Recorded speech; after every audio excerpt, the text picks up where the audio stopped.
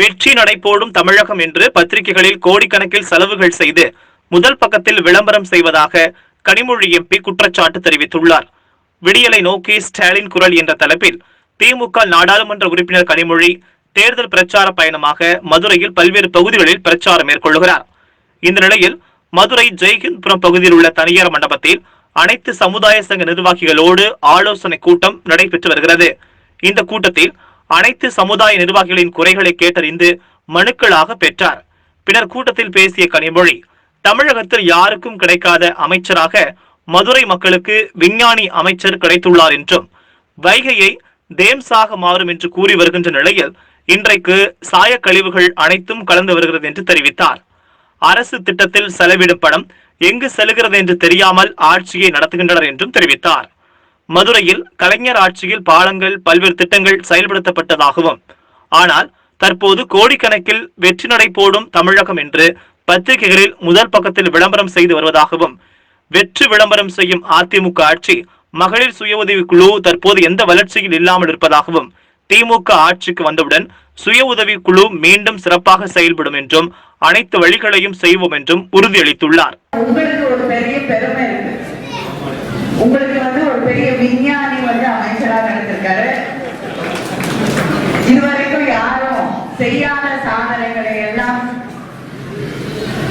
குடியரசுத் தலைவராக இருந்த அப்துல் கலாம் அவர்கள் கூட நினைத்து பார்க்காத சாதனைகளை எல்லாம் செய்து துடித்து கொண்டிருக்கக்கூடிய ஒரு அமைச்சர் உங்களுக்கு இன்னைக்கு அமைச்சராக கிடைத்திருக்கிறார். ஆனா அமைச்சர் வேலையை மட்டும் பார்க்காம இந்த மாதிரி தர்மகோல் போடுறது, எப்படி பல பணிகளை அவர் செய்து கொண்டிருக்கிறார். வைகையை தேம்ஸ் மாதிரி நான் கொண்டு வந்துடுறேன் அப்படின்னு சொல்லக்கூடிய அமைச்சர். ஆனா கடைசியில பார்த்தா சாய கழிவுகள் தான் அது ஓடிக்கொண்டிருக்கக்கூடிய ஒரு அவல நிலையை நாம் பார்த்து கொண்டிருக்கிறோம்.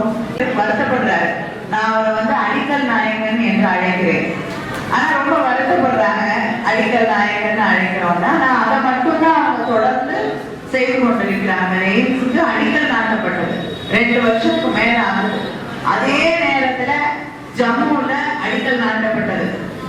இங்க எப்பொழுது அடிக்கல் நாட்டினார்களோ அதே நேரத்துல ஜம்முல அடிக்கல் நாட்டப்பட்டது. அவங்க எய்ம்ஸை கட்டி முடிச்சு இன்னைக்கு அது மாணவர்கள் சேர்க்கப்பட்டு அங்க படிக்கக்கூடிய ஒரு நிலை உருவாயிடுச்சு. ஆனா இன்னைக்கு அடிக்கல்லோடு தான் தமிழ்நாட்டில் இருக்கக்கூடிய எய்ம்ஸ் நின்று கொண்டிருக்கக்கூடிய ஒரு சூழ்நிலை.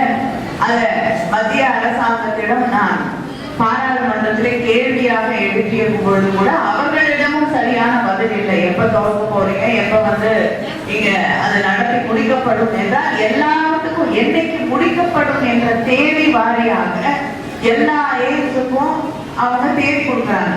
தமிழ்நாட்டில் இருக்கக்கூடிய எய்ம்ஸ் மட்டும் தேதி கொடுக்க முடியாத நிலை. கேட்கும் பொழுது இன்னும் சரியாக நிலம் ஒப்படைக்க ஆர்டிஐல கேட்கும் பொழுது நிலம் ஒப்படைக்கப்படவில்லை என்ற ஒரு கருத்தும் சொல்லப்படுகிறது. இப்படி பல பிரச்சனைகள் இந்த அடிக்கல்லோடு நிற்கக்கூடிய ஒரு சூழல். அமைச்சர் பெருமையா சொல்றாரு, நான் கம்பம் லோவர் கேம்ப்ல இருந்து குடிநீர் பிரச்சனையை தீர்ப்பதற்காக 1700 கோடி செலவுல ஒரு முயற்சி செய்து கொண்டிருக்கிறேன், அதற்கான பணிகள் தொடங்கிவிட்டது என்று நேற்று கூட அறிவிச்சிருக்காரு. நான் கேட்கிறேன், அந்த பணிகளை ஏன் 10 வருடங்கள் காத்திருந்து தேர்தல் வரும்பொழுது மறுபடியும் அடிக்கல் மட்டும் நான் கேட்கிறீர்கள் என்று கேட்கிறேன். இத்தனை வருஷம் எங்க போறீங்க? இங்கதான் இருந்தீங்க. ஆனா இப்படி எந்த திட்டத்தையும் செய்து முடிக்காமல் இங்க 85 லட்சம் ரூபாய் ஒதுக்குனாங்க. ஆனா இதுவரைக்கும் அங்க எதுவுமே தொடங்கப்படவில்லை, ஒன்றுமே நடக்கல. அதுக்கப்புறம் 17 லட்சம் கோடி ரூபாய் 17 லட்சம் ஒதுக்கப்பட்டிருக்கு. அதுக்கு பிறகும் ஒன்றும் நடக்கல. இப்படி எல்லாத்துக்குமே பணம் ஒதுக்கி அந்த பணம் எங்க போகிறது என்று தெரியாத அளவிற்கு ஆட்சி நடத்தி கொண்டிருக்கிறார்கள். ஆனா நம்முடைய ஆட்சியிலே, தலைவர் கலைஞரோட ஆட்சியிலே மதுரைக்கு பல்வேறு திட்டங்கள் கொண்டு வரப்பட்டது.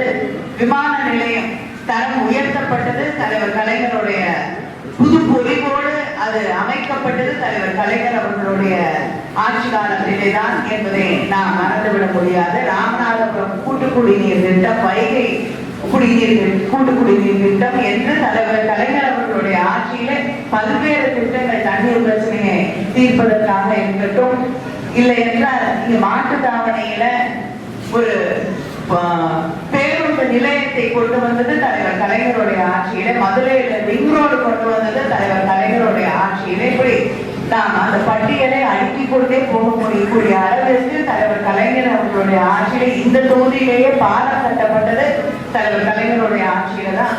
ஆனா இங்கே இருக்கக்கூடிய ஆட்சி தான் செய்ததாக எதையுமே ஒரு சாதனை என்று சொல்ல முடியாத ஒரு நிலை இங்கே இருக்கிறது. ஏனென்றால் இவர்கள் தேர்தல் வரும் பொழுது வந்து மக்களை சந்தித்து நாங்க இதை செய்வோம் செய்வோம் செய்வோம் செய்வோம் 10 வருஷம் இருந்தாங்க, செய்யறதுக்கு வழி இல்லை, மனம் இல்லை. ஏனென்றால் அவங்களுக்கு தன்னை வளப்படுத்திக் கொள்வது. அதனாலதான் இன்னைக்கு கூட மறுபடியும் கொஞ்ச நாள் இடைவெளி விட்டாங்க, வெற்றி நடை போடுகிறது தமிழகம்னு மறுபடியும் பத்திரிகைகள்ல விளம்பரம் கொடுக்க ஆரம்பிச்சிட்டாங்க. கோடிக்கணக்கான ரூபாய் செலவிட 1000 கோடி கிட்டத்தட்ட பத்திரிகையில முதல் பக்கத்துல விளம்பரம் கொடுக்குறாங்க, வெற்றி நடை போடும் தமிழ்நாடு என்று. இன்னைக்கு முதலீடுகளை கொண்டு வந்திருக்கிறத பத்தி, தொழில் முதலீடுகளை கொண்டு வந்திருக்கிறத பத்தி வந்து விளம்பரம் கொடுத்திருக்காங்க. நான் கேட்கிறேன், இங்க எத்தனை பேர் வந்திருக்கீங்க? யாருக்காவது உங்களுக்கு தெரிஞ்சவங்களுக்கு தமிழ்நாட்டுல தொழில் முதலீடு வந்திருக்கா, தொழிற்சாலைகள் தொடங்கப்பட்டிருக்கா, வேலை கிடைச்சிருக்கா? ஏதாவது ஒரு குடும்பத்துல இங்க கூட இப்பொழுது கொண்டு வந்தாங்க, யாருக்கு வேலை கிடைச்சது? தமிழ்நாடு அரசாங்கத்தில் இருக்கக்கூடிய பணிகளை எல்லாத்தையுமே யார் வேணாலும் வந்து பரீட்சை எழுதி, எந்த மாநிலத்தை சேர்ந்தவர்கள் வந்து பரீட்சை எழுதினாலும் அவங்களுக்கு வேலை கிடைக்கும் என்று நம்முடைய வேலையெல்லாம், நம்ம பிள்ளைகளுக்கு கிடைக்க வேண்டிய வேலையெல்லாம் தார வார்த்தை கொடுத்தாச்சு. ஒருவேளை தொழில் முதலீடுகள் கொண்டு வந்து இதையும் வந்து யார் யார் வந்து அதானிகள் அம்பானிகள் யாரை சொல்கிறார்களோ வேற மாநிலத்தில் இருக்கக்கூடியவர்களுக்கு வேலை வாய்ப்பு தர வேண்டும் என்பதற்காக தந்து கொண்டிருக்கிறார்களா என்று நினைக்க தோன்றக்கூடிய அளவிலே விளம்பரம் வந்து கொண்டிருக்கிறது. அதனால இந்த ஆட்சி வெற்று விளம்பர ஆட்சியாகத்தான் இருக்கிறதே தவிர மக்களுக்கு எந்த பயனும், உண்மையிலேயே மக்களுக்கும் எதையும் செய்யாத ஒரு ஆட்சி. நீங்க பேசிய சகோதரர் சொன்னார், மானியம் கொடுக்கப்பட்டது, கடன் தரப்பட்டது, ஆனா பயிற்சி தரப்பட்டது. ஆனா இந்த ஆட்சியில எதுவுமே கிடையாது. அவர் சொல்லுவது போல தனியார் கிட்ட நீங்க கடன் வாங்கி இன்னைக்கு கொரோனா என்னால காசு கட்ட முடியவில்லை, வருமானம் இல்லை என்று சொல்லும் போது கூட அவர்கள் அதை பத்தி எங்களுக்கு கவலை கிடையாது, நீ கடனை கூட இல்லைன்னா வட்டியவாது இன்னைக்கே கொடு. அவர்களுடைய ஆட்சி வந்தவுடன் இந்த சுய உதவி குழுக்கள் மீண்டும் சிறப்பாக செயல்படுவதற்கான அத்தனை வழிவகைகளையும் செய்வோம் என்ற அந்த உறுதியை நான் உங்களுக்கு வழங்கிக் கொள்கிறேன்.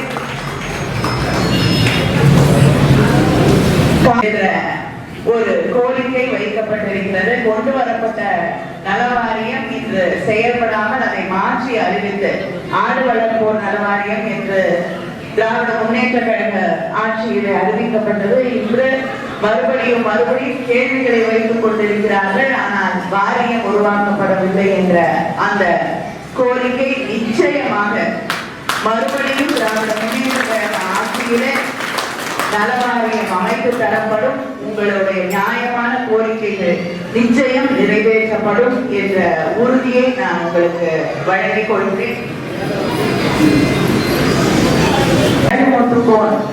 சிலை வைத்திருக்கிறோம், அது பல பிரச்சனைகள் இருக்கிறது, அதை சரி செய்து தரப்பட வேண்டும் என்ற கோரிக்கை வைத்திருக்கிறீர்கள். நிச்சயமாக திராவிட முன்னேற்ற கழக ஆட்சியில் உங்களுக்கு தெரியும், தமிழ் வீரர்களுக்கு இந்த மண்ணை சார்ந்த வீரர்களை பெருமைப்படுத்துவதில் என்றுமே முதலில் இருக்கக்கூடிய ஆட்சி திராவிட முன்னேற்ற கழக ஆட்சி. நம்முடைய தலைவர் அதப்பட வேண்டும் என்ற கோரிக்கை வைக்கப்பட்டிருக்கிறது. நிச்சயமாக அதையும் நான் தளபதி அவர்களிடம் எடுத்து வைப்பேன் என்று உறுதி கூறுகிறேன். விஸ்வகர்மா அவர்கள் சங்கத்தின் சார்பில் இங்கே பேசியவர்கள் ஒன்று சுய உதவி குழுவை பற்றி தெளிவாக எடுத்து சொன்னார்கள். நான் நிச்சயமாக முதல்ல பேசும்பொழுதே அதை செய்து தருகிறோம் என்று சொல்லி இருக்கிறேன். தியாகராய பாகவதர் அவர்களுக்கு ஒரு மணிமண்டபம் கட்ட உயர்த்தப்பட வேண்டும், அவருக்கான மரியாதை செய்யப்பட வேண்டும் என்ற கோரிக்கை வைக்கப்பட்டிருக்கிறது. நிச்சயமாக மிகப்பெரிய கலைஞர் அவர். இன்று வரை இந்த சமூகம், தமிழ் சமூகம் கொண்டாடக்கூடிய ஒரு பெரிய ஆளுமை, ஒரு கலைஞர். நிச்சயமாக அவருக்கு அவருடைய இசை இன்னைக்கு வரைக்கும் யாராலும் மறக்க முடியாத, எத்தனை ஆண்டுகள் எத்தனை பேர் வந்து பாடிவிட்டு சென்ற பிறகும் நாம் மறக்க முடியாத ஒரு குரல் அந்த தங்க குரல் என்பது. அதனால நிச்சயமாக அவருக்கான மரியாதை திராவிட முன்னேற்ற கழக ஆட்சியிலே உறுதியாக செய்யப்படும் என்பதை தெரிவித்துக் கொள்கிறேன். சிறு வியாபாரிகள் என இந்த ஆட்சியில் மத்திய அரசாங்கமும் உங்களுக்கு தெரியும், தொடர்ந்து பண மதிப்பிழப்பு 1000 ரூபாய் 500 ரூபாய் செல்லாது என்று மோடி அவர்கள் அறிவித்தார்கள். அந்த அறிவிப்பால் பல பேர் சிறு வியாபாரிகள், சிறு பொருள் தொழில் செய்யக்கூடியவர்கள் 2 பேரும் பாதிக்கப்பட்டு கிட்டத்தட்ட 50,000 MSME மூடக்கூடிய ஒரு சூழ்நிலை தமிழ்நாட்டிலே உருவாகி இருக்கிறது. அதை தாண்டி GST-ஆல வரக்கூடிய பல குழப்பங்கள், இப்படி இங்க இருக்கக்கூடிய திறமையற்ற ஆட்சி, இந்த வியாபாரிகளோட எந்த பிரச்சனையும் காது கொடுத்து கேட்டு அதை சரி செய்து தருவதற்கான திறமை இல்லாத இந்த ஆட்சி, இதையெல்லாம் நிச்சயமாக திராவிட முன்னேற்ற கழக